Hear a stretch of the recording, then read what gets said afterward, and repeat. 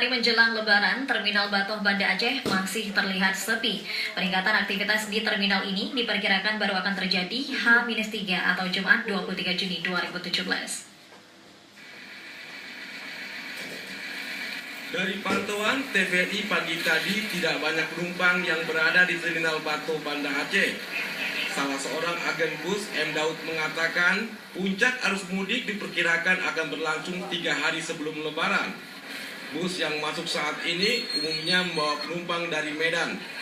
Sepinya Terminal Batoh dikarenakan pemudik lebih suka gunakan bus malam. Selain itu, banyak yang pulang kampung dengan mobil pribadi atau sepeda motor.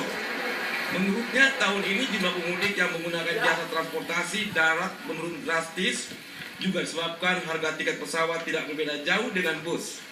Lebih parah tahun ini nampaknya saya tengok, nggak ada penumpang. Sebab kenapa? Kendaraan sekarang udah banyak. Satu. Yang kedua, orang uang nggak ada. Oh gitu. Ekonomi sekarang ini.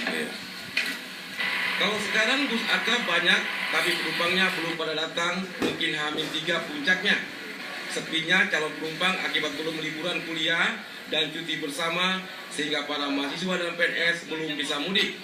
Tim Liputan TVRI melaporkan dari Banda Aceh.